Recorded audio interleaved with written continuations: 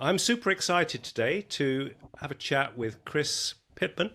Chris Pittman is a world-renowned phlebologist.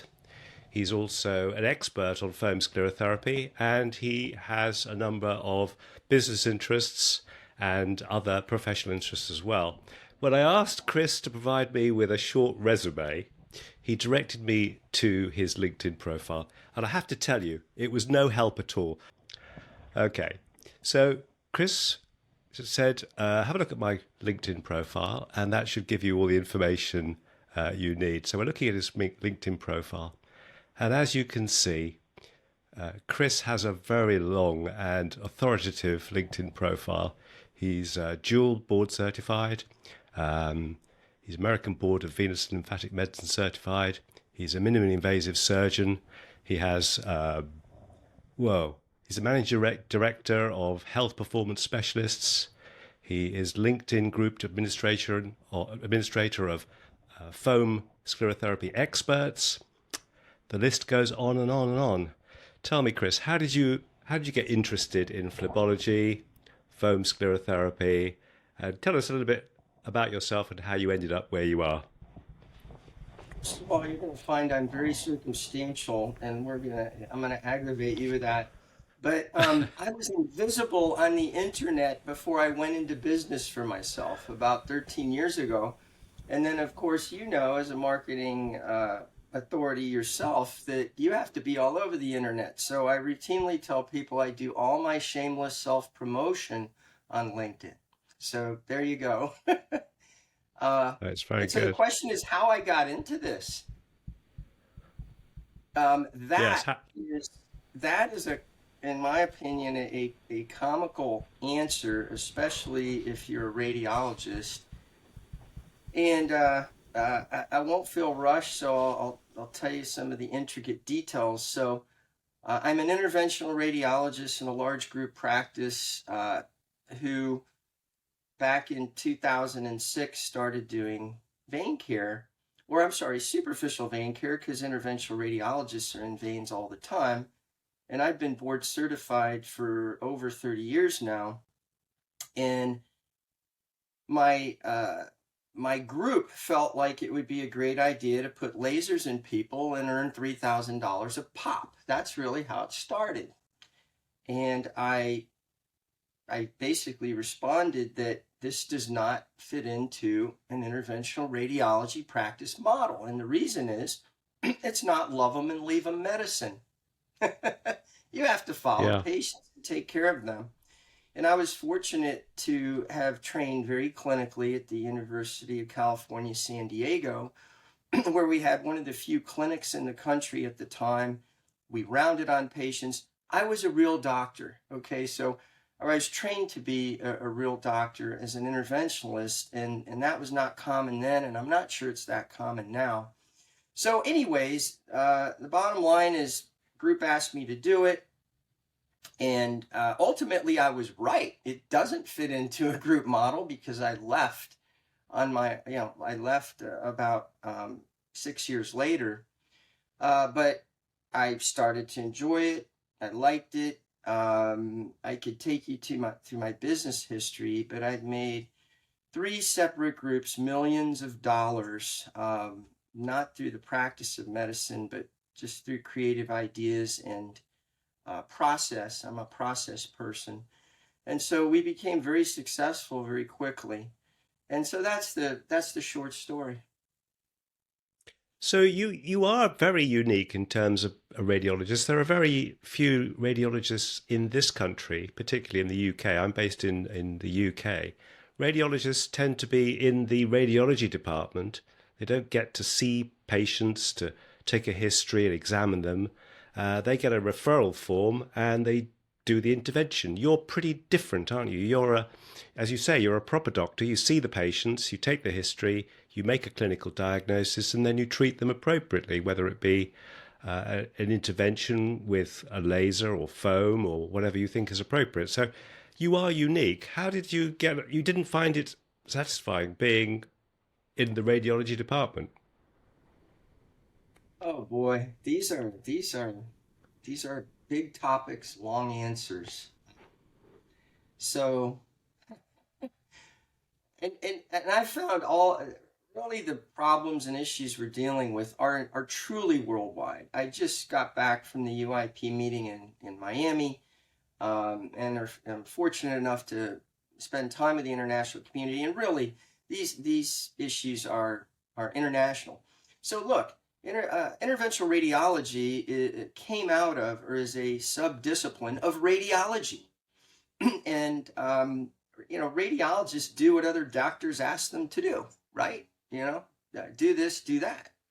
But interventional radiology, you're basically a non-invasive or minimally invasive surgeon, and you don't tell the surgeon what to do. You consult them for a problem. That's how I was trained. That's how interventional radiology should be practiced. But for all sorts of reasons, which are probably off topic, we still have a problem. Literally the founder, the founding father of interventional radiology in the 60s said, if we don't take control clinically of these procedures, other specialties will take them over. And by God, that's exactly what's happened. And I mean, there's not an interventional procedure in an organ system in the body that an interventional radiologist hasn't either invented and or done. Many people, including my colleagues, don't know that angioplasty was invented by an interventional radiologist. A stent was invented by an interventional radiologist. It's all lost, now. So interventional radiology in this country, anyway, was recognized as its own specialty some 10 plus years ago. And now there are independent residencies where the interventional radiologists are much more clinically trained and not coming out of a mindset of, tell me what to do. So interventional radiology suffers for that reason. And I could go on. I think it's important to also recognize that the title interventional radiology is terrible. It's not good to define yourself by a modality. It's best to define yourself with a system, an organ system. And it reminds me, Haroon, since we said we weren't gonna rush through this.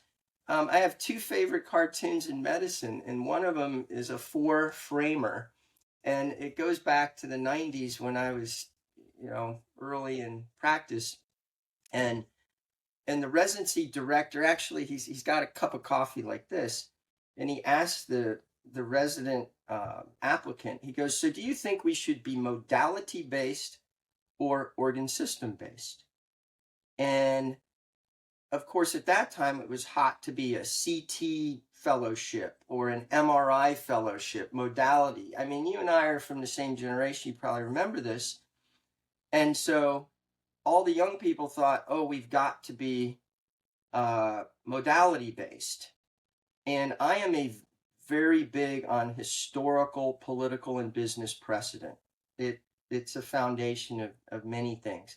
Because if you don't understand history, you're doomed to repeat it. So the fellowship director takes a cup of coffee, his cup, he drinks this like this.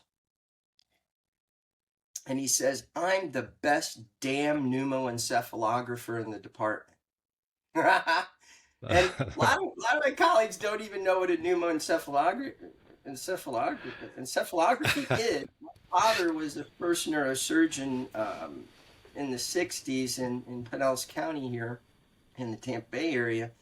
And I know what those are. They're barbaric procedures.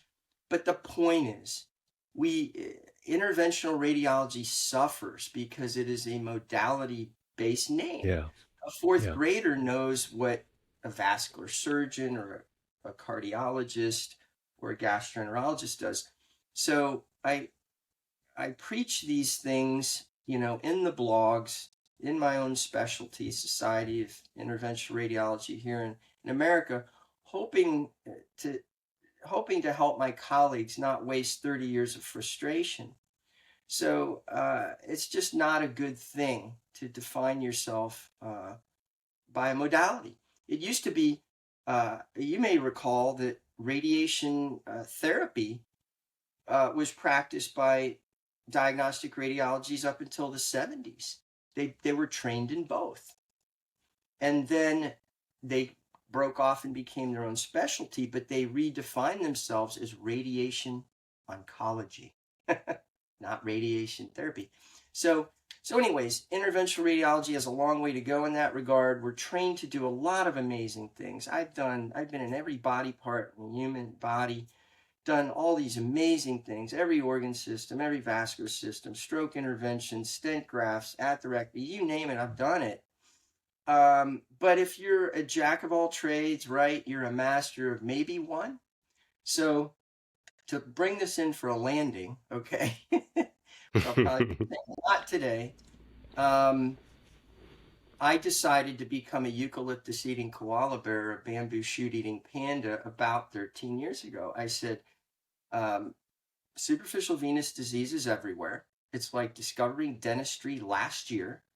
Millions of unaware Americans suffer from it. Really, millions of people worldwide suffer from it that they and their doctors don't recognize. I said, this is a worthy area to dedicate the rest of my life to. And so I set out to be among the best in the world at it. And I've had a lot of great mentors for almost 30 years, by association and certainly by reading. So we set out very specifically to accomplish a vision more than a decade ago, and I'm pleased to say we're here. But we have a long way to go, and I'm looking forward to the next 10 years. So, Chris, do you regard yourself as a vein specialist or a phlebologist or someone who helps people with their vein problems? How do you define yourself then? Wow, this is what a great question. I define myself as someone who's diagnoses leg symptoms. So when I see a patient, I don't see it just through the prism of, do you have vein disease? Do you not? And, if you don't, get out of my office. So I'm sure you're aware as an accomplished, phlebologist that, many times there's symptoms in a leg that are concurrent with venous disease or don't have anything to do with venous disease. It's usually concurrent. So that's how we look at it. We treat leg symptoms. Restless legs affects 8 to 10% Americans. Well over 90% of those patients are cured or have significant benefit from correction of their superficial venous insufficiency. And millions of unaware Americans don't know it. Millions of doctors don't know it. I'm sure it's the same in the UK. Yes, yeah. So we diagnose and address symptoms, and if I can't help them, I will find somebody who can. As you know, besides restless legs, there's sciatica and arthritis, Yes. two things that are very common, but I would submit that venous disease is at least as common as those two entities. Finally, I'd like to say, I joked for a while that, I went from one specialty where no one knows what the hell we do, interventional radiology. Oh yeah, my brother does that, at the community college. They think you take x-rays or something. But I went from interventional radiology to phlebology. What the hell is that? Okay, we draw out blood. That's what we do for a living. Yeah. I mean, there could only be one thing worse than being called an interventional radiologist, and that's phlebotomist. Phlebotomist. So, the American College of Phlebology redefined their name 5 years ago as American Society of Venous and Lymphatic Medicine. So, yeah, we have the same thing in the UK. If you say you're a phlebologist, most doctors don't know what that is. They think you draw blood. They think you're a phlebotomist.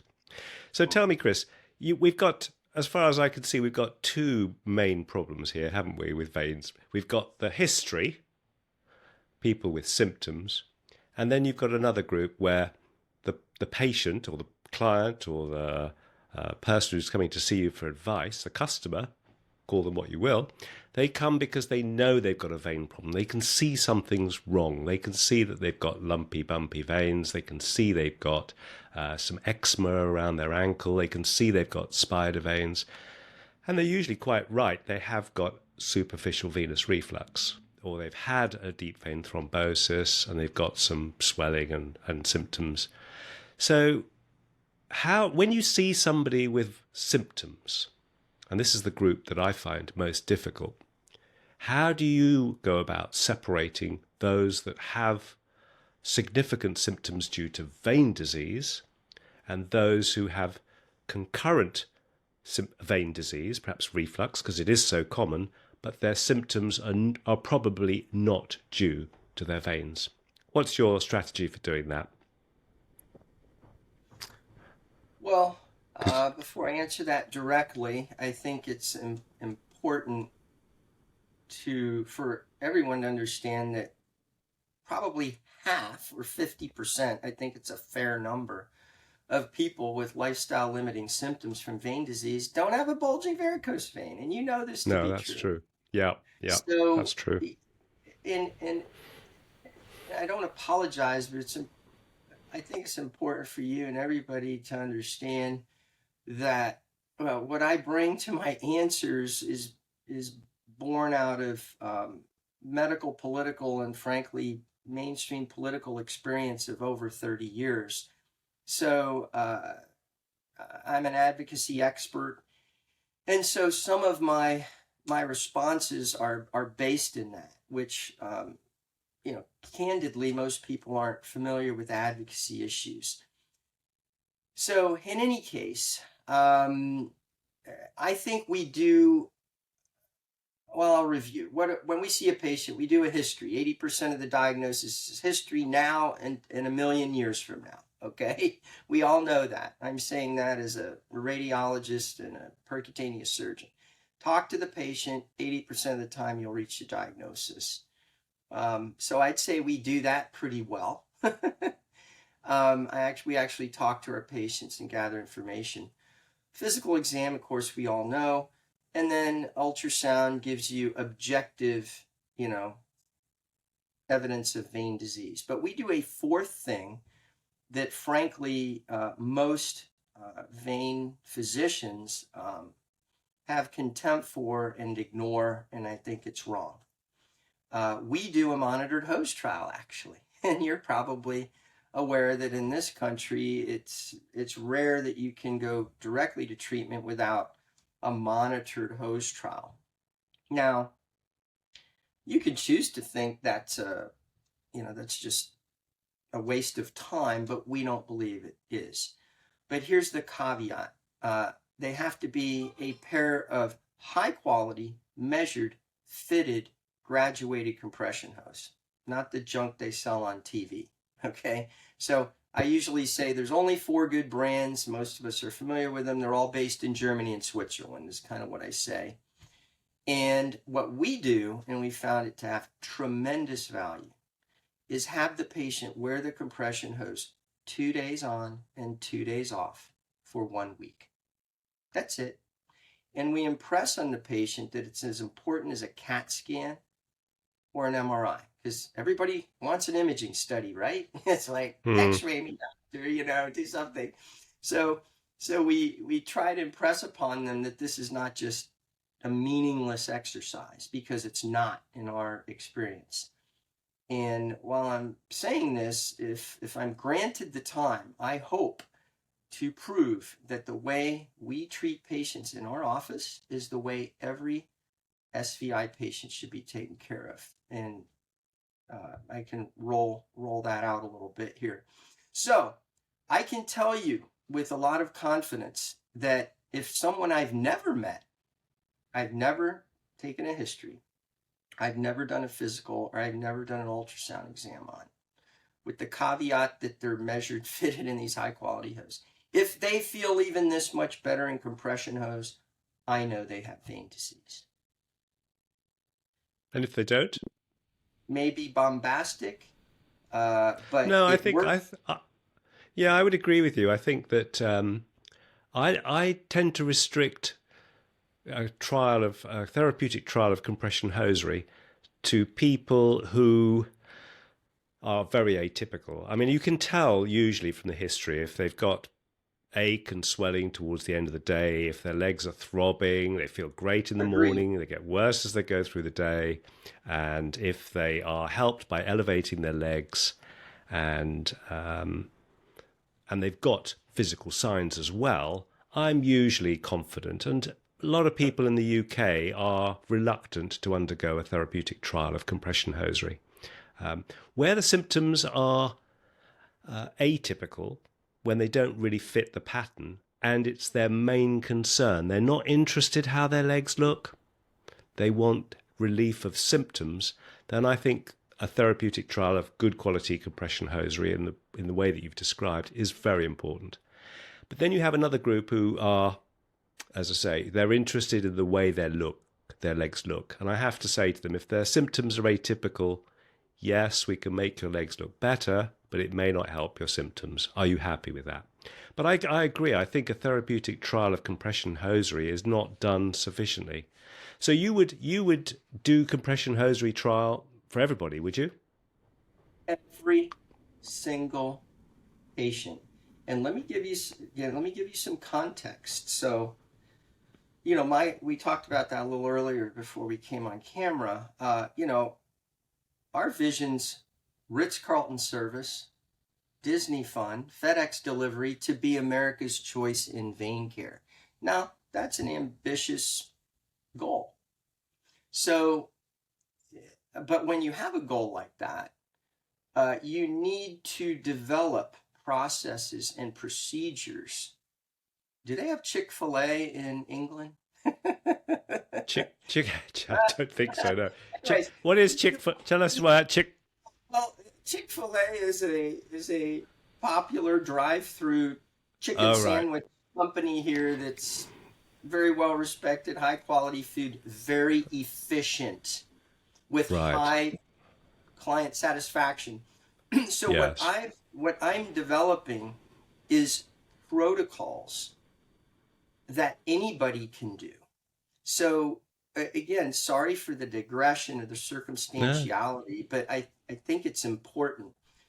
I grouse at vein physicians. Well, I'll just pick on them who post results on LinkedIn or elsewhere about how that particular case needs 30 years of experience and don't try this unless you're an accomplished phlebotomist, especially when it comes to foam, because I don't think foam is that difficult, frankly, and I'll prove it later if you'd like me to. In any case, my point is, here's my main point. The longer experts like you and me kid ourselves that we're the only ones that can do this, that all the magic is in my fingertips and my fingertips alone, millions of unaware Americans will continue to suffer. Millions. So we have a process and a system, whether I'm there or not, everybody gets world-class care. So that underpins a lot of what I'm going to be talking about today, because my context is different. I could be fat and happy with 3 clinics and a lot less stress, probably. But I'm really laser focused on helping. It's right there in my LinkedIn, right? It's public. Yeah. I wear it like a tag. Ardent advocate for millions of unaware Americans suffering from venous disease. I would add ... that they and their doctors don't realize they have. So that's what gets me up every day. That's why we're going in this direction. So I think I made my point. So I would submit to you, Haroon, if you do it for every patient in a routine basis, it's just a week, for God's sakes. It's not very long. It will uncover things that you may not have appreciated. So you know how important patient expectation is to any medical encounter, especially cosmetic. So agreed on the typical, I know they've got venous disease and so on and so forth, but I would submit that there are going to be times where there's going to be a component that you did not appreciate that actually was partially sciatica. So to shorten this, if you do this enough times in a disciplined manner, you will come to appreciate, as I have, in my humble opinion, that it sets the right patient expectation for how much better they can get. So let me put the ball in the end zone, okay? How many times have you been asked about some bizarre symptom? Does this have anything to do with my vein disease, Dr. Gajraj? And you're like, gee, I don't know, maybe. Doesn't sound like vein disease. You can come up with any answer you want. But what we do is say, tell you what, wear your hose 2 days on and 2 days off for a week. If it gets better, it's probably vein disease. So let me pick on neuropathy, because I'm sure like you cure neuropathies all the time, don't you? You know, Cure? so-called neuropathies. Oh, right. I see what you mean. Yes. Yeah. You know, they've been diagnosed with a neuropathy, right? Because Yes. there's a lot of patients, if doctors don't know venous disease, they're either ascribed, oh, you have fibromyalgia, which is a wastebasket diagnosis. You're ascribed some kind of bizarre neuropathy, you know, or you know, some weird something, some idiopathic, you know, cyclic, this kind of BS. Because so many of our colleagues don't understand vein disease. So they ascribe other diagnoses. They come in with this preordained diagnosis, and then you have to unwind that and say, yeah, I'm sure this has happened to you. No, that's not sciatica.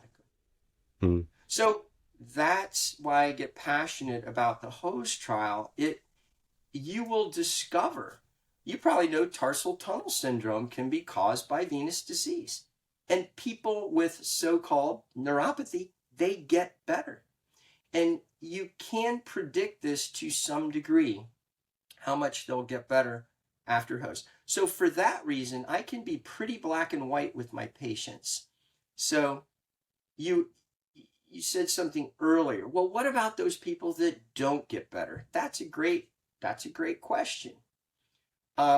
Guess what? Because I'll talk out of two sides of my mouth several times today, I'm sure. If it walks like a duck and quacks like a duck, because you've seen these patients and it's venous disease and they have marginal symptoms but some swelling and maybe they don't look good, I'm going to go to treatment. But you know what I'm going to do that is also rare in this country? I'm going to do one leg at a time. This is another thing that I truly believe, we stumbled upon it, but I believe that it can really teach phlebologists, venous and lymphatic medicine specialists, a lot. So we started doing this 20 some years ago because I felt like we could take better care of patients that way. But over time, it also set the right expectation, right? Because I'm going to play 3-level chess with just about everything I talk to you about. So I think we do a better job when we do one leg at a time. I think it helps with patient expectation because it takes 3 to 5 visits to fix a leg in my office. Okay. And then if we're still friends, we'll go to the other leg. That's my dumb joke. But after I treat one leg, that patient can compare their treated leg to their untreated. Where else in medicine do you get that kind of an internal control, Haroon? It's amazing. It's absolutely amazing. And you know that most venous disease is symmetrical. Not always, but it's usually pretty symmetrical. And so when's the last time, hey, I can do this to this gallbladder and leave the other one alone? I mean, name anything. So this approach for the last 20 years, I think, has really advanced our game in venous and lymphatic medicine. So I may be on the 20-yard line here. So what it also does is, hey, I've been here 3, 4 times, 5 times. Why do I keep coming here? They're sticking me.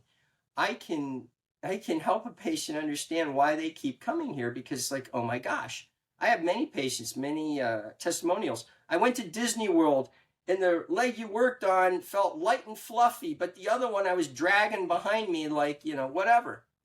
I just heard it again this week, right? Oh, I went swimming and one leg was, you've heard it a million times, right?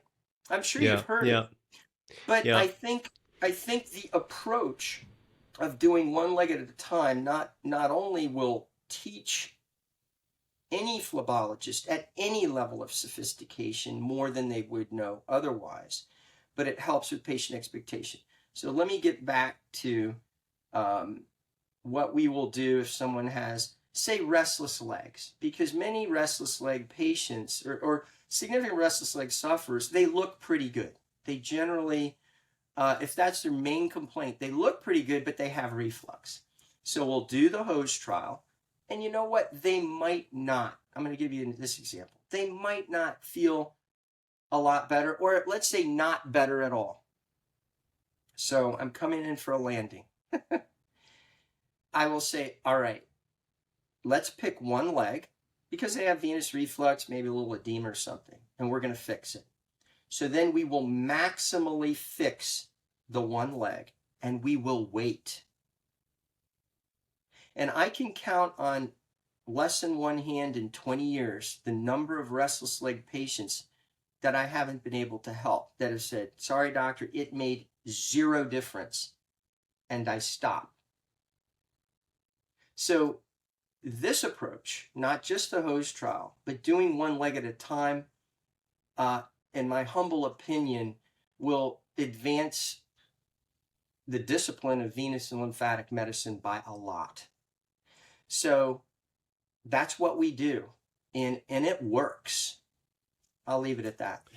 No, I think you've opened my eyes to a new way of thinking on this, because that's not how I've been looking at venous disease. I've been looking at it from the point of view of symptoms, which I thought were barn door and didn't need a trial of hose, and those that I would have described as atypical that needed a trial of hose. But I like your idea, because what you're doing is you're taking a very high level view of things. You're trying to, as you say, run the system that doesn't depend on you and your expertise. You're putting in a process and a system that you can roll out and it will work for everybody. I think you're right. And we do tend to think of ourselves as super accomplished and only I can do X, Y, Z. And the reason you're not getting good results with X, Y, Z is because you're not me. Well, everybody can't be Chris Pittman. Everybody can't be Haroon Gadraj.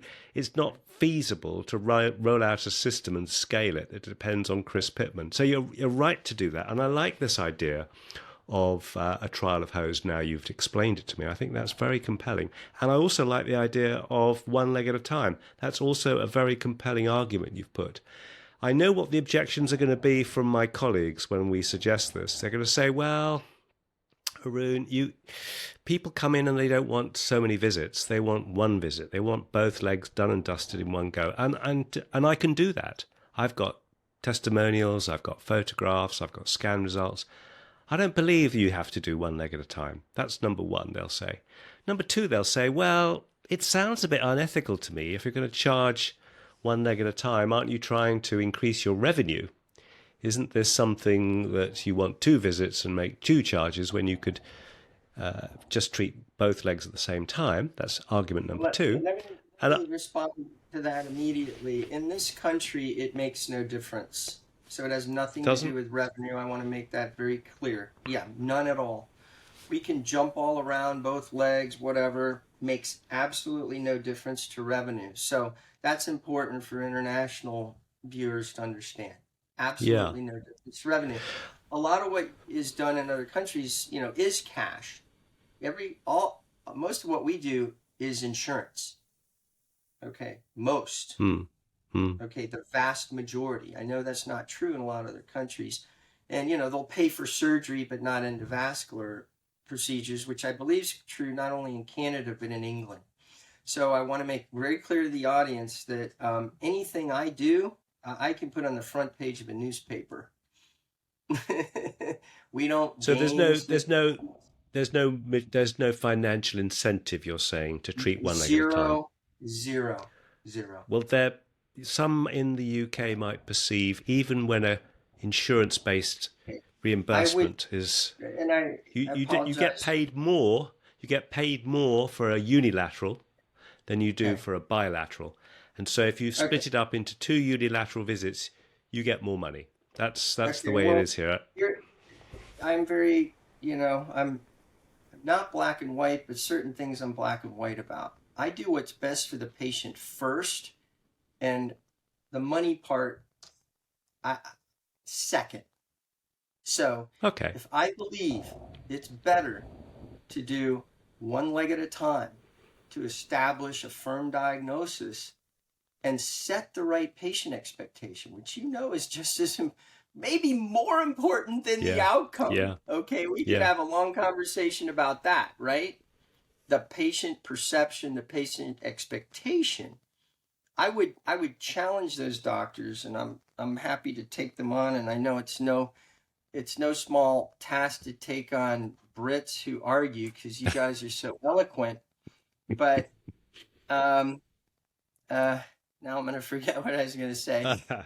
But I would say, on the contrary, most patients would say Dr. Pittman is being a thoughtful, measured physician and not just treating a bunch of stuff and really trying to figure out the problem. And I could pile on from there. But look, if we focus on the patient, because this is a whole other topic, a lot of physicians think that they're patient oriented when we really dig down deep. It's not really the case. So let me respond to this. Oh, well, they don't want to come back. They don't want to do this. Well, if you don't believe in the first place that a monitored hose trial has any value, you're not going to transmit that to your patient. No, Right? that's right. So, Yeah. so I would say this, again, I can complicate things really quickly. It's like, oh my God, Chris, I can't do foam sclerotherapy. What about all the pigment and the tenderness and the pain? It's like, that's not a complication. That's an expectation. So it starts here, right? It starts right here. It's the position and the posturing. And as a political scientist, it's how you position and posture something. I do the same on hose, but I won't get there. So if you truly believe, and you look that patient in the eye and say, I really believe this is important for us to establish a diagnosis, firm diagnosis, and set the right patient expectation, the patient will do it.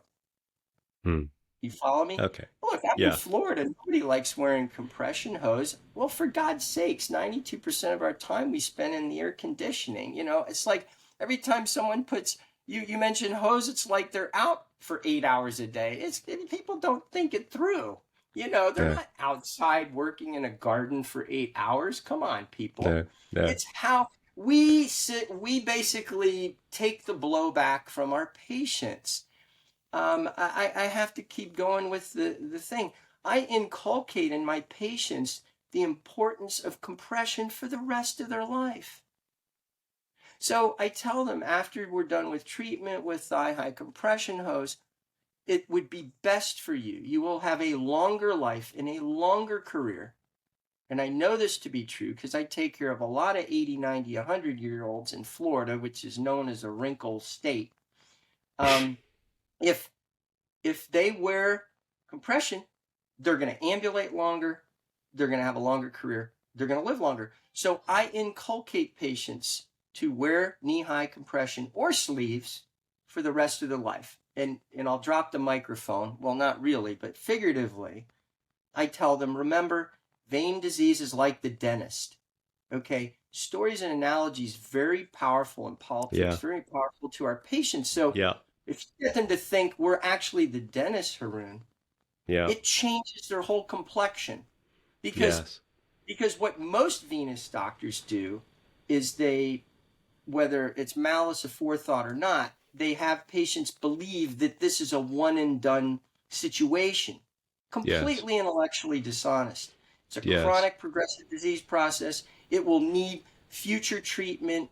And by God, you can do something by wearing some compression hose. And so here's the analogy. Wear a pill. Don't take a pill. Wear a pill. Because everybody loves taking a pill, don't they, Haroon? I can't wait to take a pill. They do. So They do. you implant that in their head. Wear the pill. How's that? Wear it. Okay. But Okay, I think. I also Yeah. tell them, and then I'll shut up, that wearing compression hose is like brushing and flossing between seeing Dr. Gajraj. And then they ask me, then I'll shut up. They go, how often should I wear my hose, Dr. Pittman? Um, how often you brush your teeth? Twice a day, and I'll leave the room. Let's negotiate on how often you wear compression. Hey, you can brush your teeth as many as little times as you want. But so that's my answer. No, I think you're right. I mean, that is something I do. I'd explain to people there's no cure for varicose veins or reflux or spider veins. There's no cure. It's a chronic progressive disorder, and I do encourage my patients to come back yearly for a checkup and find out how they're getting on. And I do encourage them to wear compression hosiery. We, And you'd be we amazed in a don't cold country. encourage them. We schedule them. This We is schedule another them. thing. Honestly, before we move on, because this is all tied together, we see patients 3 times in the first year after their treatment. And I'll try to be less long-winded. I have said publicly and internationally that physicians, probably in and outside of venous and lymphatic medicine, need to pay attention to their patients' symptoms more after treatment than before. So hear me on this.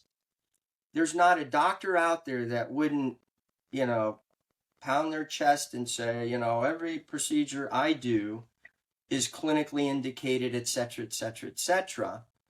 But the moment they're done with their series of care, okay, and I'll exaggerate to make, but they flush the patient, see you later, come back if you want. I would also submit that if you routinely follow your patients, we see them at 2 months. We do patient-reported outcomes, both a HASD and an SF6D, before treatment and 2 months after treatment. Then we see them at 6 months and 12 months. That will further inform the efficacy of your treatments and what you're really helping and what you're not. So I'll say it once again. There's a lot of lip service in the academic community about patient-reported outcomes. We've all been told, and I believe it's true, payers and patients do not care about your technical success. Whether your artery's open or whether your veins closed, they don't care. They care, do I feel better? Has this made a difference in my life? And so, despite all the lip service and over probably a dozen patient-reported outcome instruments, very little of it is used in the academic literature, very little. And that's what they care about. So we need to spend more time on obsessing over patients' symptoms after we treat them. And by God, that's what we do. We'll go back to the intake form and we will actually measure critically how much better did their restless legs get. Not just my restless legs are better in hose, okay? And not just my restless legs feel better. We actually measure the percentage of how much it got better. Again, I'm a recovering detail guy.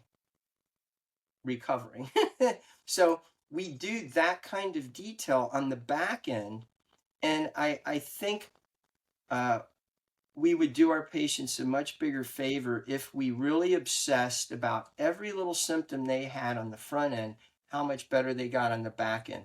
We don't do that enough in venous and lymphatic medicine. No, that's very good. Very good. No, very persuasive, Chris. I think what you're doing is very commendable, and I think it would be a model for all of us to follow. I'm persuaded. I like I said, I hope to prove.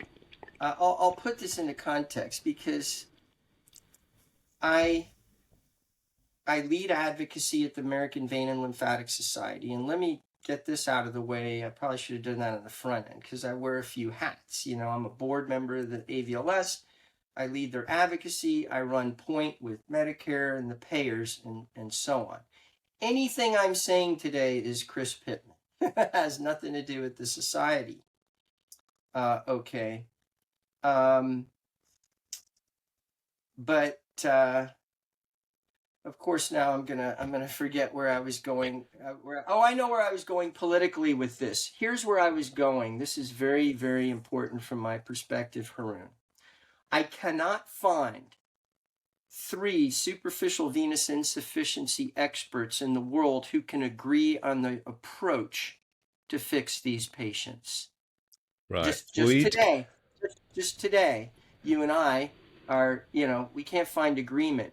And while doctors dither, okay, the leaders in my country and around the world, they dither and they debate each other about what's the right way. This is getting back to us doctors.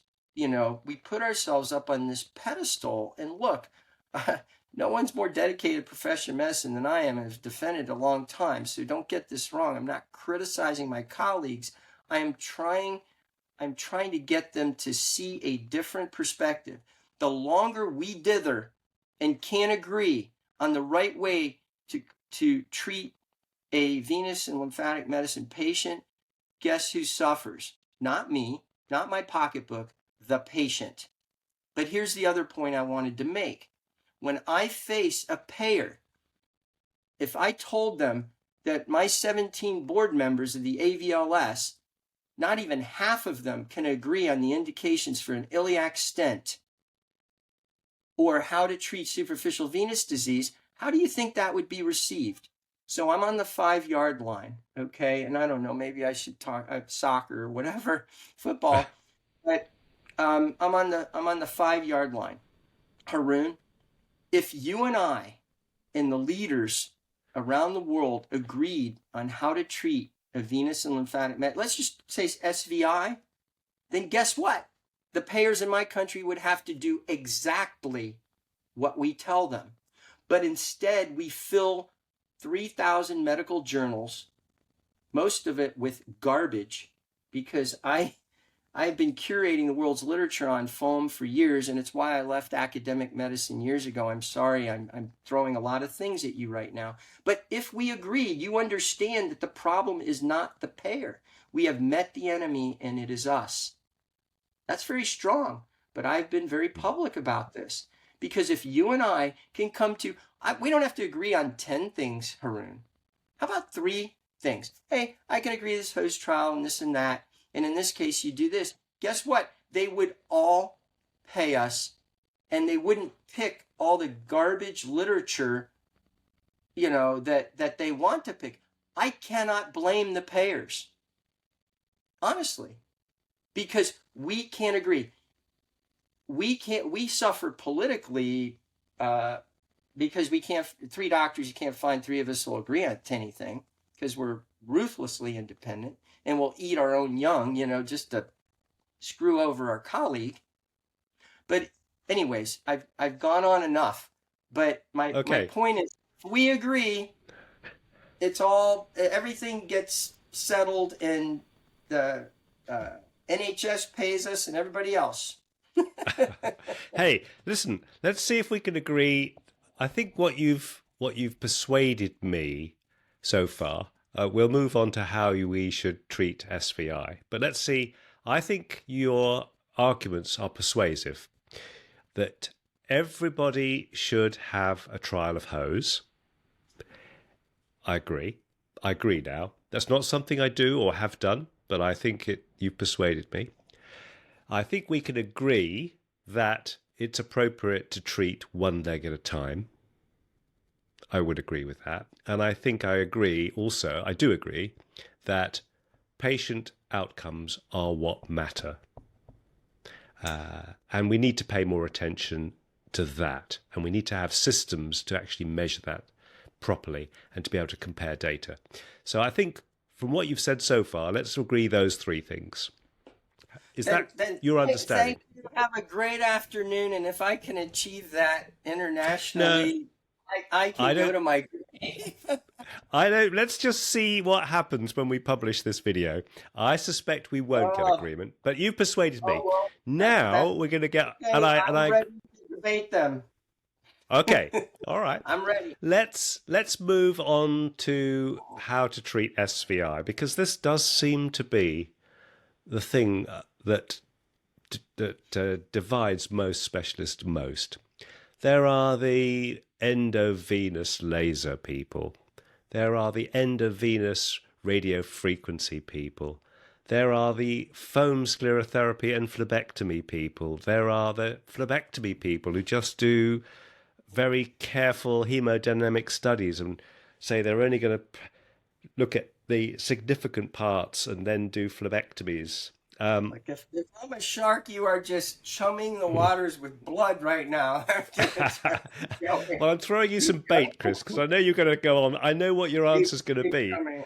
There are people who use external radio frequency, external transdermal, this, that, and the other. Totally non-invasive at all. They do it from the outside using sonic energy and ultrasound. Yeah. There's Yeah. lots of steam was a thing that was happening a few years ago. The French invented endovenous steam and said it was kinder and this, that, and the other. So you put 100 people into a room, they're all phlebologists, and they'll come up probably with 100 different ways of treating SVI. Now, I know that you're an enthusiast for foam sclerotherapy, and I know you're going to say, maybe I'm taking your thunder away, you're going to say that you can treat any vein in the superficial venous system with foam sclerotherapy. Is that a correct description of your standpoint? 100% correct.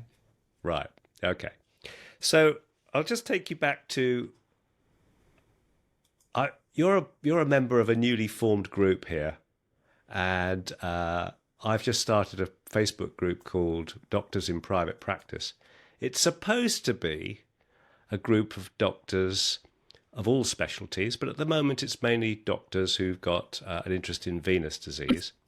And we're supposed to be talking about the business aspects, some of the things that you've already touched on, some of the things that mean processes and procedures, things that happen without you being present, Yes. things that you can roll out. Yes. But we've got doctors in private practice, and I said in an hour I'm going to have a Zoom interview with Chris Pittman, world-renowned for his knowledge of XYZ, successful clinics around with a very competitive market. Super excited to discuss marketing, business, and sclerotherapy. Do you have any questions? And maybe I left it too late, but we got two questions. One was a distinguished colleague of mine, and he wanted to know, my question for me is for those that do foam, is about foam versus phlebectomies in terms of cosmetic outcome. He tends to favour, and I have to say I am leaning towards that because it's one of my prejudices and goes to my background. He tends to favour phlebectomies. If they offer both, how would you choose foam or phlebectomies? Now, it's a silly question for you because you don't, everything's foam, isn't it? Correct. So what's wrong with phlebectomies, Chris? Why can't I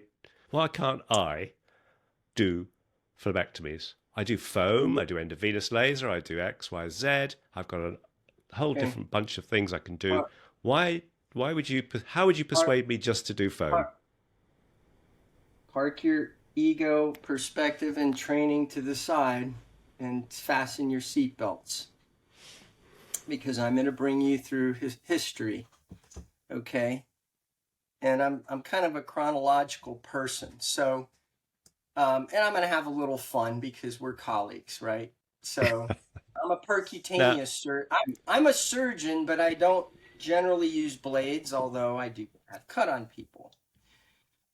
So interventional radiology, again, my perspective, we've replaced so much in general and vascular surgery in my 30-year career. It's astounding, right?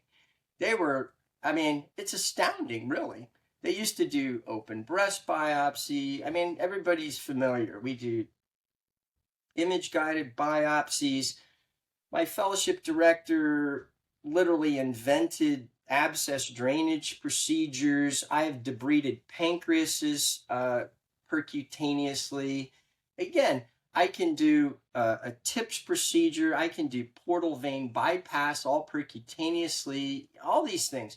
Now, it wasn't my intent to obviate many of the things that's happened open surgically. It just happens to be the case.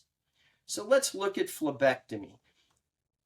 Surgery papers love, some review of phlebectomy or any surgical thing, they love to start with history, don't they, Haroon? Yes. Hippocrates did this, and they take you through some guy in the 1600s and the 1700s, and all the Oxford and Cambridge people are now looking over their noses at me. But in any case, you know what I'm talking about. So I would first say that any procedure like phlebectomy that we've been doing for 2,000 years probably needs to die, okay? I'm going to be provocative. It probably needs to die now, because there aren't many things that we're doing today that we were doing 2,000 years ago. If you can find me 3 of them, please email me later, everybody out there, but probably not a lot. So again, I'm going to bring a perspective that's unusual because I'm a policy guy. All right. So in April 2016, when I decided to put a flag in the ground and stand up foam sclerotherapy experts because I'd had enough, I've literally curated the world's literature on foam for years and years. There's not a paper in the world that doesn't come into my cell phone that I don't review. And if it's of merit, either positive or negative, I post it and I comment on it.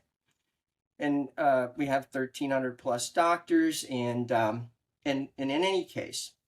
So I asked myself, I started to look at the phlebectomy literature.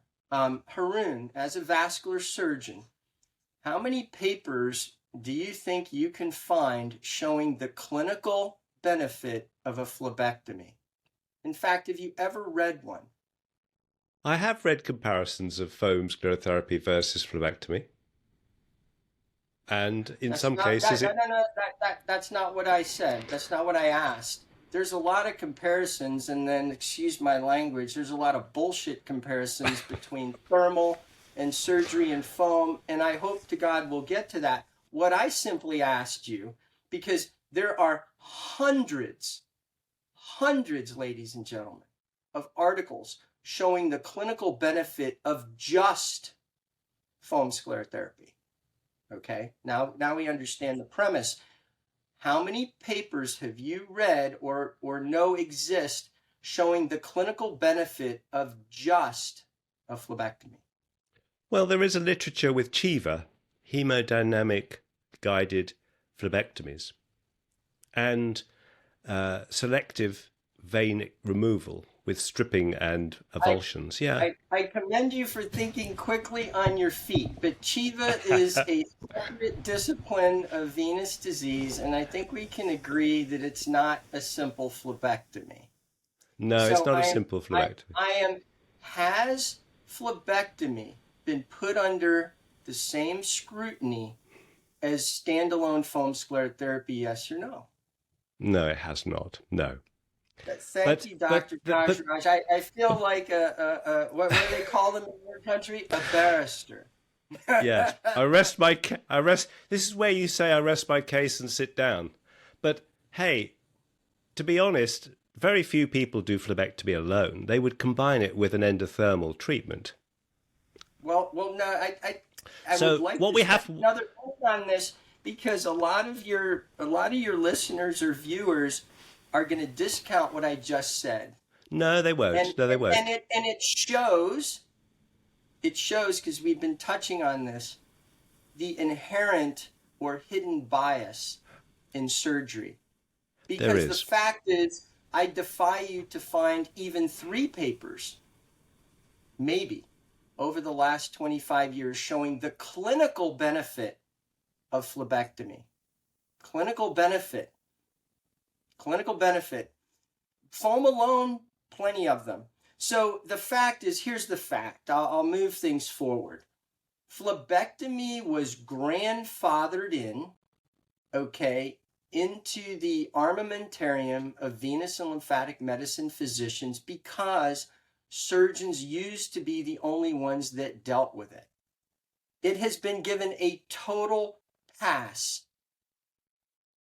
It is unquestioned. It is hallowed. For God's sakes, they were doing it 2,000 years ago. And what will, anyways, so I'm sorry, everybody, but that is the fact. Everybody's entitled to their opinion, but they're not entitled to have their own facts. The fact is, it has been politically, without very much scrutiny, grandfathered into the armamentarium of venous and lymphatic medicine. I will further say this. Most of the advances in venous and lymphatic medicine have been outside of surgery. We wouldn't have radiofrequency. Laser was invented by Robert Min, an IR at the time, an IR resident here in this country. So dermatologists and others, back in the 70s, 80s, and 90s, actually have moved the space forward. I can show you articles, and I'm getting a little far afield, where they were arguing about foam versus or sclerotherapy versus surgery in the 70s. I mean, it's the same old drivel 50 years on. And I can show all of it. But my point is, it has been given a pass, and a doctor in my network told me, and he's absolutely correct, that phlebectomy is a cosmetic procedure. That's right. Yes, that is correct. It is a cosmetic procedure. Why it's covered by, so having said that, why it's covered by insurance or payers is beyond me. Because there's no literature to support it. No, it's not covered. It's not covered. If you do in this country, it is in this country. It is well, in it's this not country. in this. No, I think to be fair to my colleague Simon Hobbs, what the question he's asking is, having treated the reflux, the truncal reflux, by whatever method you feel is appropriate, and in your case it would be foam sclerotherapy. In someone else's case, it might be endothermal ablation.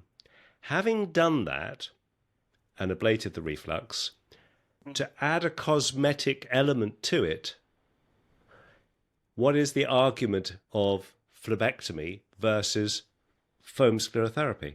You've got a patient who's had the reflux treated. I can very easily answer the question. So this is an iceberg, and we can all agree that what you see on the leg may be 20% of what's actually going on in that patient, because we all have ultrasound skills. So when you do a phlebectomy, you're cutting off the tip of the iceberg and you're leaving most of the disease underneath. So that's one point. So I'll challenge the surgeons out there. You can drain the abscess 80% and the patient can get better, but it's probably better to drain 100% of the abscess. You can take out most of the tumor, but wouldn't it be better to take all of it out? I mean, I could go on, but I won't. But it is an incomplete treatment. Here's another thing. No, let me keep going. Oh, Chris, there's more than one way to skin a cat, right, Haroon? Yeah. Hey, I'm good at phlebectomy. Leave me alone, Chris. Leave me alone. Well, you know what? I can skin a cat with a ballpoint pen. Here, I have one here. I can skin a cat with a ballpoint pen or a hunting knife. But make no mistake, one's better than the other. I can go on. So your argument is that my argument is that just because you're good at it, just because you're good, let's go back to the beginning. It's a very good place to start. I love the sound of music. I'm the best damn pneumoencephalographer in the department. I'm the best damn phlebectaholic that's out there. It doesn't mean it's right. It doesn't mean it's right. It doesn't mean it's proper. And it doesn't have any clinical evidence to prove it does a damn thing. Other than you feel good about it because you cut on somebody. No. I think the answer is it's not because you're doing the phlebectomy you feel good about it. It's because the improvement in the appearance is much quicker than with foam sclerotherapy. I think you'd agree that. You won't agree with that? I don't agree. You don't? No. If you do a phlebectomy, if you do an endothermal procedure and phlebectomy, mm-hmm. and you look at them at 6 weeks after one procedure, yep, it's going to be quicker, isn't it, Chris? Not yours.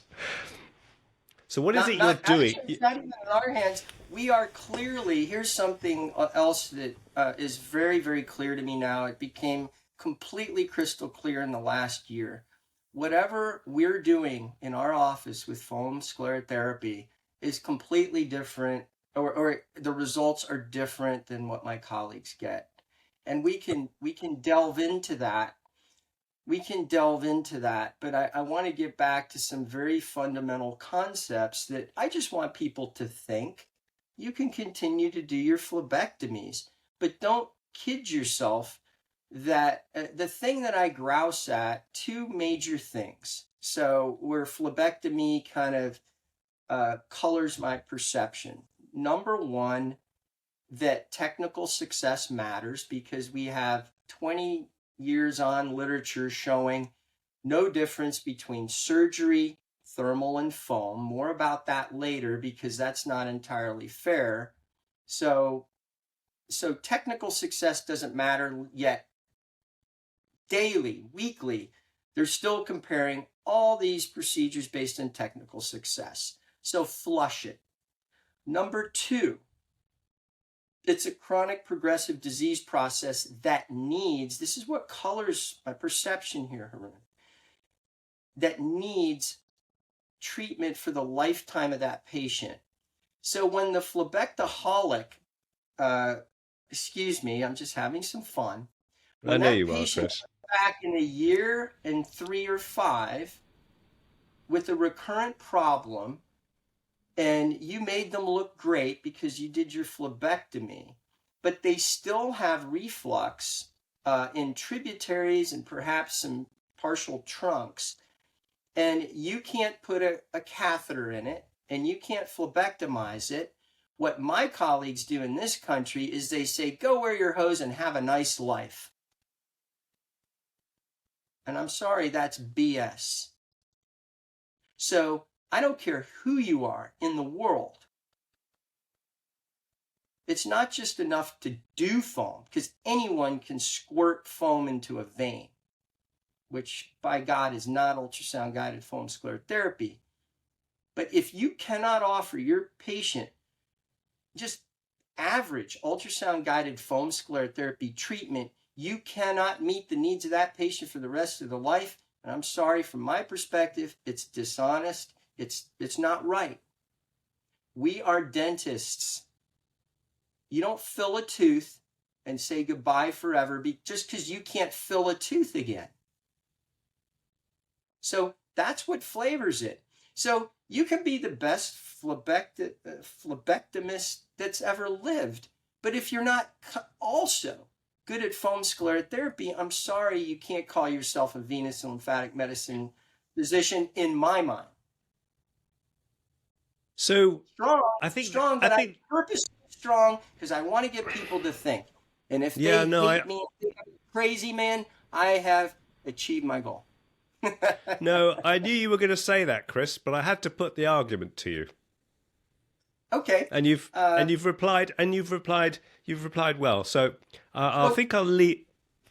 So so the point is, please everybody, learn how to do foam sclerotherapy. Learn how to do it. So while I'll seed you, there are some things where maybe you want to do that. But in my office, I can do it all with foam, and I don't have phlebitis, and I don't get pigment that's long lasting, and I can explain our approaches why we don't get that. I can share you 5 tips that I shared at the UIP. Maybe I can go over them on the screen with everybody. That would probably Yeah. be better. No, that'd be great. That'd be great. That'd be great. When the time comes. When the time comes. I think we'll have to meet up again, and we can have that as a topic: how to do foam sclerotherapy, That's and we'll do that as a probably topic. good. So I think I'm going to leave that now, and I think Mr. Hobbs has had his answer to that.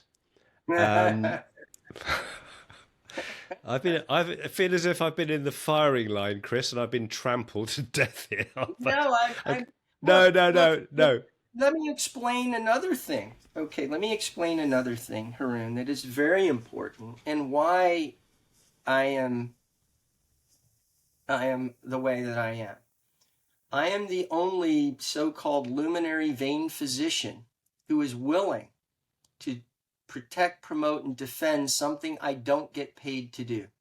No, I think This is not virtue signaling. I'm not bragging or complaining, but it's the truth. okay. And our colleagues and our rank and file physicians only hear about things that luminary vein physicians talk about. And foam is given less than short shrift. And it's very easy for me to tell everybody why. Because again, I have a slightly unusual background in policy politics, which basically is money. It's money. When you and I use foam, billion-dollar companies don't get rich when we use it. And so, by God, they don't want you to use it. No. I take that point. So while foam sclerotherapy is the future of VeinCare available today and very important to the outcomes of patients all around the world, there's a drumbeat by many. I'm literally the only one, out there being a little bombastic about this, because this is in every country, because I've been to many of them, and they're suffering the same things by industry. And look, I don't have a problem with industry. Look, if I make catheters or whatever, by God, yeah, it's my job to sell my catheters, and it's my job to characterize foam sclerotherapy as poison and dangerous. But there's no one defending foam sclerotherapy in the world because companies don't get rich from it. And here's another thing most doctors don't understand is they are slaves on corporate plantations, Haroon. There's only one thing better than you making money from doing a thermal ablation procedure, and that's a company making money on your efforts. And so, by God, they don't like it when you're not using something that they're sharecropping on. You follow me?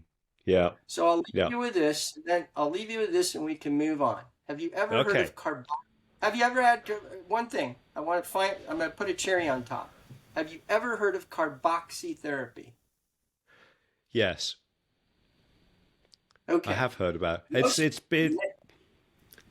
Many doctors have no idea what I'm talking about. And the point I'm about to make is you've never heard about carboxy therapy, and it's not more popular despite having amazing outcomes in cosmetic medicine for the same reason, Haroon. You can't make money selling carbon dioxide. You make money selling IBL, laser type of things, and fillers and Botox, where other companies make money when we use it. Again, nothing against that, but let's not kid ourselves that there are many, many, many treatments out there that don't cost a lot of money, that have tremendous benefit for patients that have been buried or have actually died because of the political dynamic I just outlined. Thank you. Okay. Well, we could talk about foam sclerotherapy in a bit more detail subsequently. And I think, have you got any experience of carboxy therapy yourself?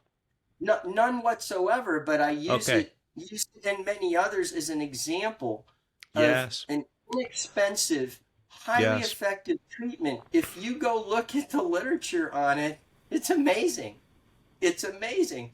So um, I teach and I transmit ideas through analogy and Yeah. stories, and I Yeah. get that from politics. Yeah. So again, I want to help my colleagues, even those who don't agree with me. You can talk about, when you're in front of Parliament or, a legislature, you can talk about all your data and your details. But the thing that everybody's going to remember is the mother and the child talking about how that issue affected them. Yeah. So I like to teach by analogy and by stories. And so that's Ah, why I bring other things to bear on the same things we're dealing with in venous lymphatic medicine. okay. No, that's good. I mean, I was going to ask you about business, but I wondered if maybe that's a whole can of worms for another chat. It, What do you think? yeah, I'm a six pack of a can of worms, so probably yes. Leave it for another time. I We could, just whatever have you wish. well. I think it's what, an hour and a half already. I You, you think we all may. you bruised up and beaten. Lots to- No, no, no. I wanted to turn to another question that a member of the group, Doctors in Private Practice, wanted to ask you in particular. Okay. And it was about ulcer patients, venous ulcer patients. I'm going to share the Mm-hmm. screen and show you again. So you can see this. This is a doctor who uses a pseudonym, but he's just about to start up in private clinical practice in wound care, and he's looking at vein treatment, and he wanted to know the minimum number of staff and expertise one should consider having. Do you run a wound care service, Chris? Yeah, we treat any wound that comes through the door. But I would say, well, I'll park myself for a moment. I'm chuckling at the name of this doctor, Salad Yeah, Bowl. yeah. I think he's. So, I'm not sure in why any he calls case, it. in any case, you can't durably and and very well heal a venous leg ulcer without foam sclerotherapy. Let me point out something again. I'm sorry, I'm going to get my licks in, regardless of the question, because many of my colleagues, including luminary docs, do not understand or do not realize that the landmark with capital letters, landmark article done by your colleagues in England, the Evra trial, May 2018, published in the Yeah, world's most respected journal, the New England Journal of Medicine, okay, by Goel and Davies and others. that's it. That's it. Yeah. Do you know how many patients in that study were treated exclusively with foam sclerotherapy? Because it says endovenous ablation. That's the title. I Everybody can't remember the assumes. figure. No, Oh I well. can't. Well, let It me was help everybody. Let me help everybody. 2 to 1. 2 to 1. Patients in that 2 to 1. The patients in that trial were treated, are you ready, all you phlebectomists? By foam sclerotherapy exclusively. Read the article. Too many of us glean things from a title and an abstract, and I'm telling you, dig deeper. So, do I need to say much more about healing an ulcer? Foam And whether sclerotherapy. foam's effective or not. I could go on from there. Not a little titillating facts, because over in this country, industry is now trying to sell iliac stenting every pelvis in America for venous disease. And it's under recognized, and we need to put stents in. And anyways, there's all sorts of fraudulent stent placement going on in this country. But wow, all those patients, I'm sure some of them had outflow obstruction, but did just fine in your trial. And the literature is now clear because there's all these fake arguments or arguments that I don't know they like to bring up again and again when it's really pretty much been worked out. I treat ulcers and with superficial venous ablation in the face of known outflow obstruction, and it works. And I'm not a crazy man, but people, they're still having debates over this. And so my point is, Everett proves that, because there are papers by luminary docs saying, oh, we'd heal way more ulcers if we just stented them first. So anyways, I'm sorry I had to get my licks in. No.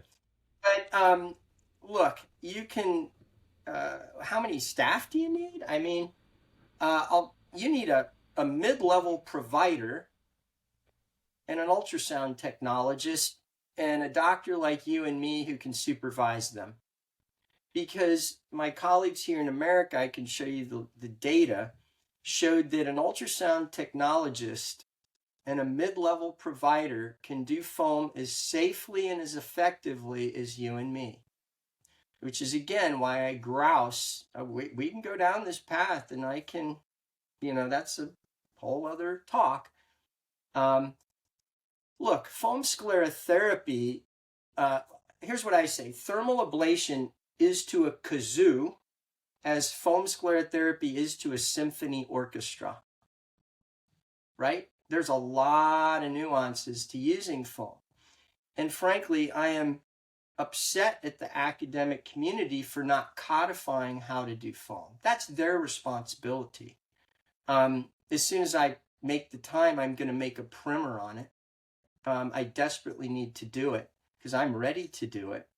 It's not complicated. It's not dangerous. And here's what I would say. Again, what I've done today, Haroon, is hopefully point out a different perspective or a different way of looking at things, whether you agree with me or not. My goal is to have people look at it a little bit differently. Here's my point. The fact that foam sclerotherapy is as effective as it is, with a bunch of people not knowing how to organize a symphony orchestra, is a miracle. Would you agree? Would you not agree? It's no, like I would. all these studies of the phlebectomists comparing, their phlebectomy, or I'm sorry, thermal ablation with foam, and then finding that the results with thermal are better than foam. That's like Chris Pittman doing a randomized trial in my office comparing phlebectomy to foam. I can guarantee you I'm a really bad phlebectaholic. Yeah. You follow me?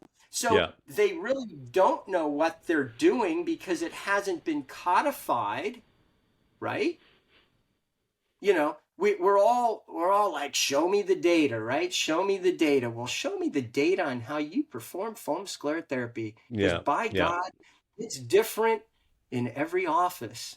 Yeah. And so that's the falseness of these papers that look as academic as all get out, but they're not. It's just, we did foam. Well, I guarantee you my foam's different than your foam. You follow me? So it is a miracle that is as average as foam is done around the world, that it works 80 to 85% of the time versus thermal, which a monkey can do. Okay, excuse me, ladies and gentlemen, but there's not a lot of variability on thermal. Again, it's a great procedure. Don't anybody get me wrong. Thermal ablation is safe, it's effective, it's changed lives. I do it myself. I don't have contempt for thermal ablation. What I do have contempt for is it's not a standalone procedure. If you just get rid of the trunk veins and you leave the leaky tributary veins by virtue of just doing a phlebectomy, you are not going to get the patient outcomes I can get because I study them, as we've already covered earlier in this conversation. So tell And me, so how you do foam sclerotherapy and endothermal? How do you every choose between time, How do every you time, choose? Oh, you do endothermal for the truncal and then foam sclerotherapy. correct. As you would imagine, because my context is to meet the needs of millions of people who aren't getting it. In order to stay in business, I must do thermal or I will go out of business quickly Right. Okay. So because that's the foam only. is paid so little. But Right. again, I want Okay. to be very clear because people are going to perceive this as, I don't like No, no, thermal. no. I think thermal Okay. is an excellent procedure. It's not standalone, but but if I were paid adequately to just do foam, I'd do just foam all day long because my Right. That was. results are fine. And here's again the falseness in the literature.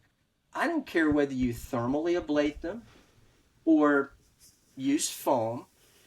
Everybody's going to need ongoing treatment. I don't care who does it. You, Mm, me, the man in the moon, doesn't matter. mm, So since you have to address the needs of these patients for the rest of your life, you might as well just get good at foam and move on. yeah. All right. Assuming we can stay in business. Right. And in this country, I'll leave a placeholder for this is a whole other can in the six pack Mm, is Obamacare. You probably heard of Obamacare, but many in your yeah. country probably have no idea what it means and so on. But Obamacare is what we call fee for value medicine. So we all understand fee for service. The more you do, the more you make. That's the model pretty much everywhere. That's the economy, right? If you're good at something and you get a good outcome, then you get to do more of it, right? That sounds Right. logical. In our country, it's not logical. So there were a handful of doctors who were overutilizing or whatever, and political solutions tend to be 180% the opposite. So now, Haroon, what Obamacare is the less I do, the more I make. Right. I'm going to take care of large populations and get Right. paid a certain amount of money to do it. Guess who's going to be able to execute wonderfully on taking care of tens of thousands of venous and lymphatic medicine patients? If the reimbursement in your country and mine was the same for every modality tomorrow, what would people use? Foam. Foam. Yep. Okay. Let's talk business. All right, let's go. Let's go. Let's go. How do you market your services? How do you market your clinic? um, Because our we all new have to interim be. our new We. interim CEO would tell us horribly, and he's right. He's right. So he's a sales and marketing genius. But look, we're dealing with a disease process that affects 75% of Americans. Okay, 3 out of 4 of us before we die. And what our marketing genius would tell us is, do you know what the potential? I'll tell you what the potential marketplace is in Tampa Bay, Florida, Haroon. It's $1 billion. Wow. That's the potential market for VeinCare in the greater Tampa Bay area. Do you know Wow. what percentage of it that I have? 0.0001%, maybe. So we have a large roll-up VeinCare, national roll-up VeinCare based right here in Tampa with me. I don't have any competition. You don't.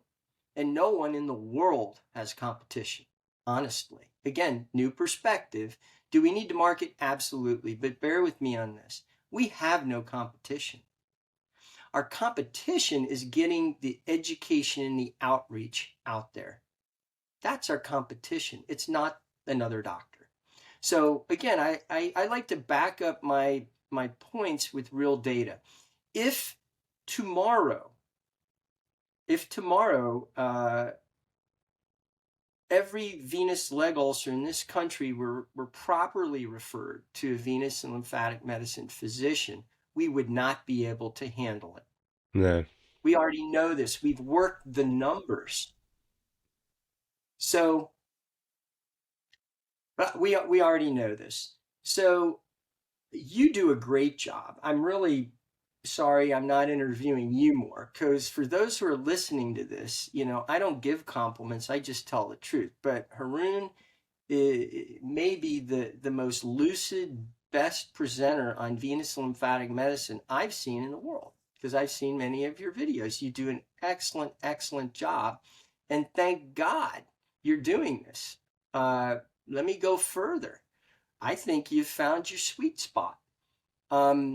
I could be sorry that you're not rendering VeinCare anymore, but honestly, you have a very, very important role to play, and I hope that you play it well and see the vision of how you can change the world on venous lymphatic medicine. I'm being completely sincere. Well, that's very kind of you.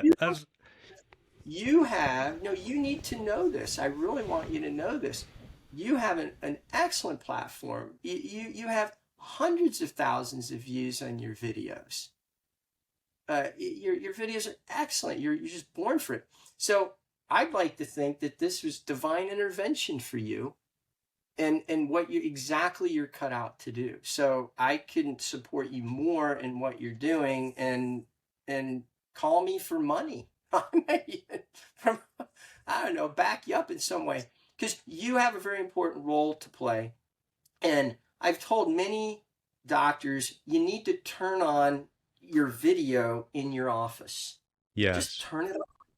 Yeah. And show people, because by God, trying to educate another primary care physician to understand what we do and its impact on their patients' lives, it's a fool's errand. I will be dead 20 times over before that happens. Okay? It's not going to. We have a landmark trial. And in 5 years, are you seeing any more wound care patients than you did years ago? No. Now, let me put a finer point on it. Hell no. Because it's a political issue. And when you cure an ulcer, somebody in the healthcare system doesn't make money. Like in this country, a wound care center. So again, I'm being a little circumstantial, but let's truly focus on helping patients, and let's get a broader vision of what's possible. If truly we did think that this was like discovering dentistry last year, which it is, dentistry's 90% of people. Did you know vision correction only affects 60% of us, at least in this country? Venous disease is somewhere between dentistry and vision correction. I mean, there's glasses on every corner, glass stores. There's not enough venous and lymphatic medicine physicians. So I hope I've teed up your marketing, the marketing talk, as well as I possibly could. We haven't even scratched the surface. And know how many people are suffering for years going to the dermatologist, God bless them, with nothing more than venous eczema. You know that. So to that point, I'm in a meeting. I'm at Sergio Giannassini, new UIP president. I'm at one of his meetings, I think in 2019 in the Italian Alps. And I'm looking at all these luminary vein doctors, and they're all in their silos. Does that mean anything in England, what a silo is? Yes, it does. Okay. Yeah, we understand that. There's the Chiva guys, and then there's the thermal guys, and then there's Karosh Parsi, God bless him, the foam guy, because I think he's the world's genius on foam. Anybody who hasn't read his literature needs to. And I had to digress. I told him he's not outspoken enough. He needs to be, he's got some of that United Kingdom in him. I'm like, you need to get a little more aggressive about foam and how good it is for patients. But anyways, you have all these things, and you go to these meetings just like I do, Haroon, and they're talking about the same thing over and over. And one of my many mentors and people I follow, a guy named Ray Dalio, he is the most successful hedge fund manager in the world. and actually I don't listen to any of his financial advice, but his business advice is amazing. It's amazing stuff. And now, of course, I'm going to forget what I was about to say No. about I think, paleo. But yeah. but it will. You're going to have to reorient me because I'm getting so passionate here. There's so many things from Ray Dalio. I practically post on him every single day, and I'm going to forget now. Sorry. I've heard of him. I haven't. Well, I think the point you were making is that the market is so big that even if Yes. we're not in competition with other people, None whatsoever. there's so many people affected by venous disease, so many people who need effective treatment, that if we can offer it, we don't need to worry about our colleagues next door and what they're doing. Yes. What we need to do, I think you're saying, Yes. is go Yes. directly to the public with Yes. good quality Yes. content and tell the Yes. public what it is they've got wrong with them and that you're there to help Yes. them and help them in the Yes. way that you've described. Yes. So while I'll park the Dalio comment, I'm in Sergio's meeting, and I tell myself nothing is going to change. We can publish till we're blue in the face. If a randomized controlled clinical trial in the world's most respected journal isn't going to change the needle, who out there who's listening to this thinks they have the chops to publish another article that's going to change anything? You follow me? Yes. So again, I was taught years ago, be ambitiously lazy, Chris. Ambitiously lazy. Don't continue to do things that aren't going to get you the results that are important. So while I do some research in my office, I don't kid myself that publishing more on venous and lymphatic medicine is going to help millions of unaware worldwide citizens, because it is not. You know what's going to change it is Haroon Gajraj doing what he's doing. And so I said to myself, what we need in our country, Haroon, is a reality TV show. You know why? Because then we infotain the public, because every other patient in your office, and probably everybody who's listening, could be on TV with their story, right? Yeah. The people who've been to 5 different, Cambridge and Oxford trained doctors and still don't get their answers, right? Yeah. I mean, how many times have you lived through that? Yeah. Nearly and every. Whose responsibility every freaking day, every venous doctor in the world, whose responsibility is it to change it? Yeah. Is it yours? Is it mine? Is it? I've been appointed a leader of a national organization. Is it ours? If not us, who? If not now, when? Well, so while people routinely, they don't approximately die from vein disease, you know how it sucks the life out of people and can shorten their lives. So that's where I'm coming from. That's where all the piss and the vinegar and the energy comes from. Because I believe what I'm saying to you. There are millions of unaware people all around suffering because you and I and our colleagues are dithering. And while you go to these meetings and they're trying to complicate venous disease and feed egos about, whatever, or go to meeting, you go to my meeting, I'll go to your meeting type of thing, people continue to suffer.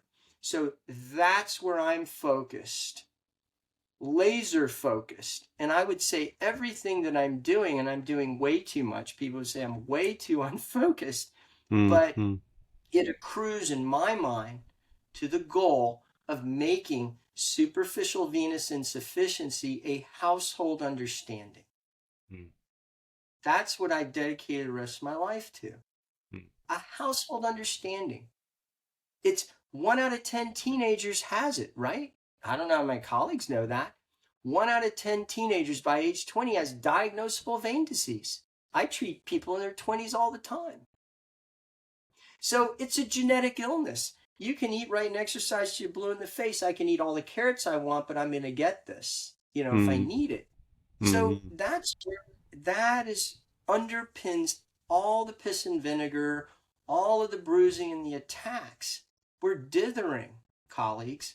Let's go help some people. You've made some very good points, Chris, and I think this is going to be very stimulating video for people to watch. I think that people should seriously, I think people should watch this from start to end, because I think you've made some very important statements, very thought-provoking, and you argue your case well. Now, I just want you to wrap up very quickly on the business bit of this video or this interview. There are some I did a poll in one of my Facebook groups, phlebologists. I asked them what's the number one problem that practicing phlebologists are having at the moment. And they said it was getting enough patients, getting enough paying patients to their clinic.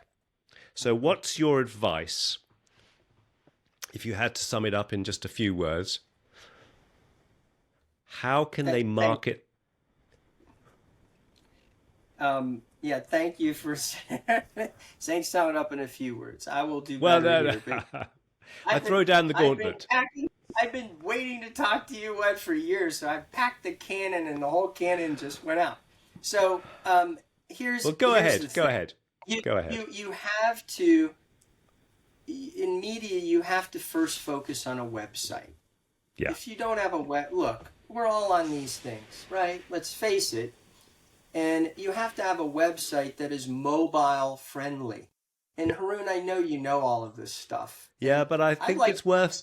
How do you know all this stuff? Where did you learn all of this? Let me ask you, because you have uncommon knowledge for a physician.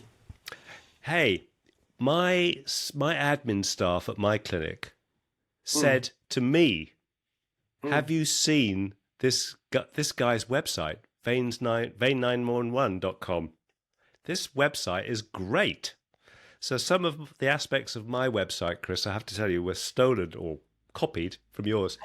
I'm that's true. It needs so much work, but fine. Okay. No. Tell me. I'm going to put your website up for people to look at whilst you describe your website. You say it has to be mobile friendly. Oh, it absolutely has to be mobile friendly. So the first thing any business should focus on is a web presence. And you know what? It can be a single page. Yeah. It doesn't have to be a zillion different pages. But you have to have a web presence. You have to have a professional do it. Okay. Website development, SEO, PPC, search engine optimization, pay-per-click marketing. It's all a science. You can spend all day. Frankly, social media, as you know, you understand, the easiest part you're going to do is do this interview, but the editing's the hard part. So marketing's a big deal. And so start with a good website. It can be one page. Engage an expert who can help you with search engine optimization, and then do a pay-per-click marketing campaign. The first thing we all do is go to the electronic encyclopedia, where's the best vein doc and da-da-da-da and ba-ba-ba-ba. And if you don't have a web presence and you're not doing pay-per-click marketing through Google or Bing or both, you are going to suffer big. So that's the first place to start, because that's where people go first. Can I just stop you there for a moment? The next thing I want to ask you about your website, the content, is that yours? Did you write the content? Frankly, I'm embarrassed. Yeah, I wrote a lot of the content, but we redid this website about 1.5 years ago, and there's a lot of content in there that I didn't write. That is frankly not as accurate as I'd like it to be. Right. But that's deeper than the home page. So I need to go back in there and do that, because there's certain things only you and I can do. But but let me step back a moment. Because I do like to, I do speak out of both sides of my mouth. But again, just to get people to think, you know who's the worst person to evaluate their website is me, my website, and you, your website. Yeah. Because you're already converted. Yeah. Yeah. So doctor, because remember, Haroon, I said this publicly many times. Haroon, you are always the smartest guy in the room because you're a physician. And I'm also the smartest guy in the room. And if it's a man or woman, the doctor, I tell everybody I work with, and including vendors, the doctor's always the smartest one in the room.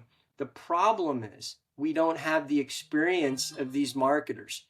And we don't have the experience of other people. That's actually a conversation I'll do on another talk or whatever, about doctors misconstruing their intelligence for experience. Yeah. They think, oh, I can learn all about PPC and all of this, and I can do it all myself. Fool's errand, ladies and gentlemen. Respect experience.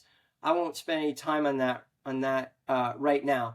But the proper people to look at your website is a focus group. The doctor, you aren't entitled to an opinion because you can't be objective. You have to have other people look at it. But I go one further, Haroon. The people who you see in your office saw your video, liked you, saw your website, liked you, and came in. They're also not the right people to ask. The right people to ask are all the ones that didn't come in. You follow me? Yeah. Yeah. So we can kid ourselves that, wow, my website looks really great. Sorry, you don't need to be converted. It's the people that don't know the first thing about venous disease that need to be converted. And don't kid yourself about all the people that love your website because they're self-selected. So if you really want to expand that reach, do some focus groups, find why people didn't come to see you. I will tell you this, one of the most common, if not the most common reason patients don't see doctors is because of pain. They won't tell you. You and I both know we'll take care of the guys, the real quiet guys. We'll all resonate with this. The real quiet guys that look cool as a cucumber, and you find out, later that they were, scared crapless, right? So a lot of patients, they just put on an act, but there are a lot of patients that you will never see because they dread the discomfort. I would say the three most common objections in our country, since you're looking for content and people come here for value, is there's three things on the telephone: money, time, and pain. Or all three, or one of the two. So we have our people note that, because in the first encounter, the question is to be how much does it cost? Does it hurt? And how many visits is it going to take me? Those are the three major objections you need to counter on a vein patient.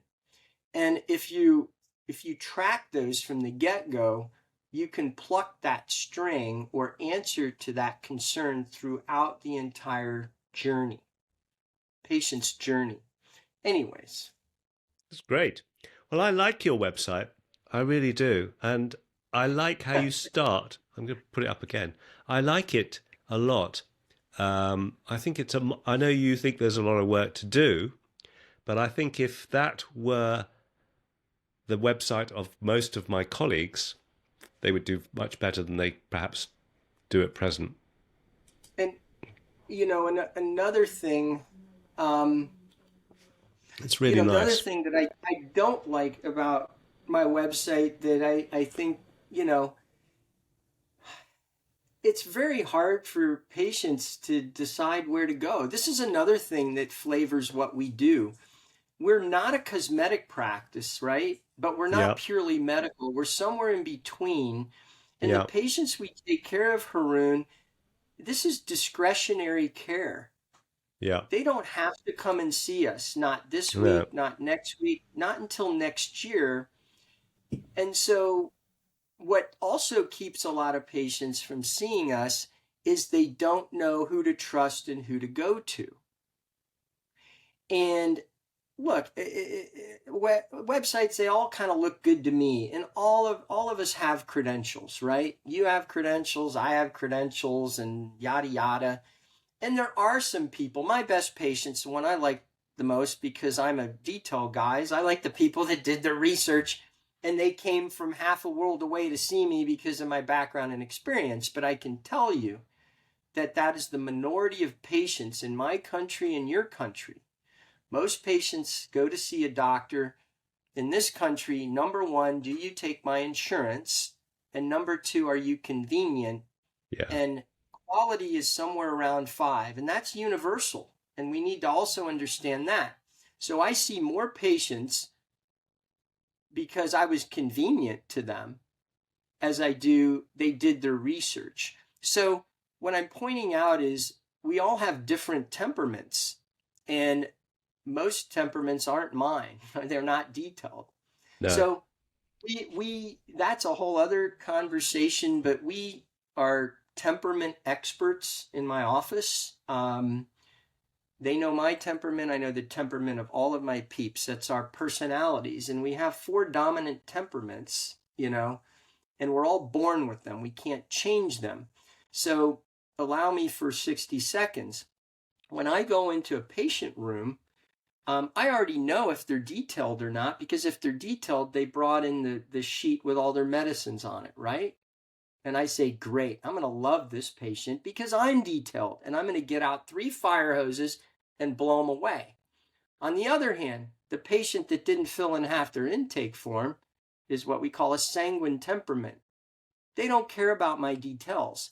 So when I go in there, I know they're just going to want to know that they like me, and if they like me, they'll trust me. So I actually ask a patient when I go in the room, because this is a presumptuous thing that, again, we all have, is I ask them, do you like all the details, fix me doctor, or something in between? Oh, right. Because That's nice. my nature is I am going to triple fire hose them, as I've done to you today.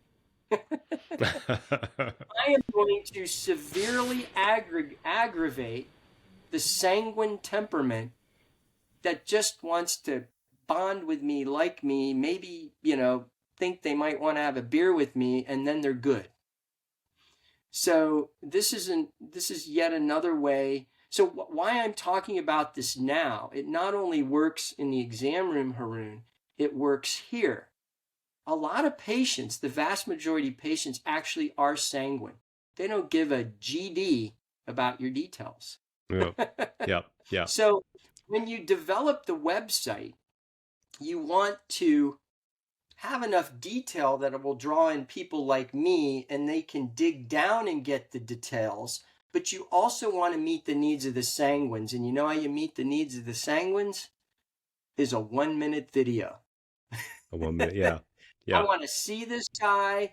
I want to see how he acts. I want to see if I like him.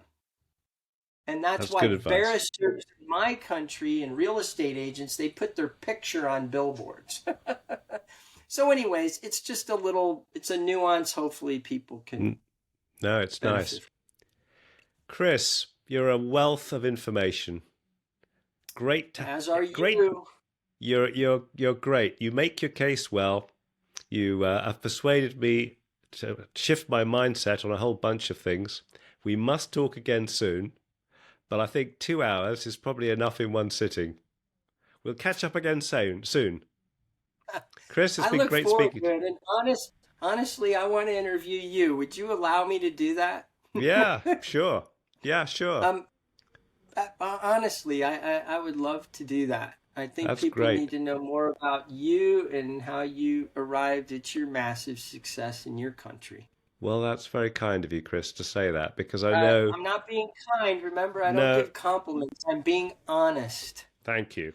Well, that's very good of you to say that. I feel pleased, and it's been really good to talk to you.